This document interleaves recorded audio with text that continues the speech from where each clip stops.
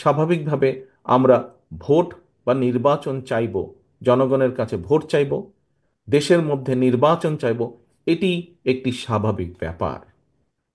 বাংলাদেশ জাতীয়তাবাদী দল বিএনপি একটি রাজনৈতিক দল, যেই দল জনগণের কথা বলে, যেই দলের কাছে যখন সুযোগ থাকে সেই দল তখন চেষ্টা করে কিভাবে জনগণের প্রত্যাশা পূরণ করা যায়। প্রিয় সহকর্মীবৃন্দ, একটি রাজনৈতিক দলের লক্ষ্য থাকে, উদ্দেশ্য থাকে, পরিকল্পনা থাকে। রাজনৈতিক উদ্দেশ্য থাকে, লক্ষ্য থাকে কিভাবে তাদের নীতি আদর্শকে জনগণের কাছে নিয়ে যাবে, কিভাবে বেশি সংখ্যক মানুষকে দলের সাথে সম্পৃক্ত করাবে। পরিকল্পনা থাকে, একটি রাজনৈতিক দল যদি সরকার গঠন করতে সক্ষম হয় তাহলে সেই পরিকল্পনা অনুযায়ী তারা দেশ পরিচালনা করবে। সেই পরিকল্পনা অনুযায়ী তারা জনগণের জন্য, সমাজের বিভিন্ন স্তরের জনগণ, তাদের জন্য বিভিন্নভাবে পরিকল্পনা গ্রহণ করা।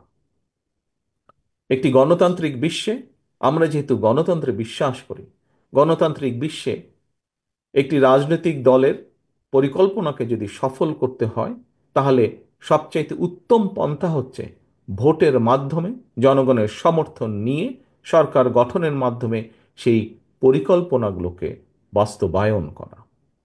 প্রিয় সহকর্মীবৃন্দ, একজন কৃষক কৃষিকাজই করেন, একজন শিক্ষক শিক্ষকতা করেন, একজন সাংবাদিক সাংবাদিকতা করেন, একজন ডাক্তার চিকিৎসা সেবা দেন মানুষকে।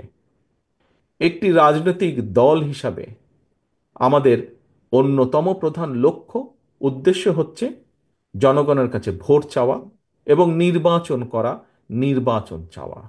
আজকে আমরা দেখছি কিছু সংখ্যক লোক, কিছু সংখ্যক ব্যক্তি বা কিছু সংখ্যক সংগঠন হঠাৎ করে বলছে, কথায় কথায় বলে ওঠে যে বিএনপি শুধু নির্বাচন নির্বাচন চায়, বিএনপি নির্বাচন ছাড়া কিছু বোঝে না।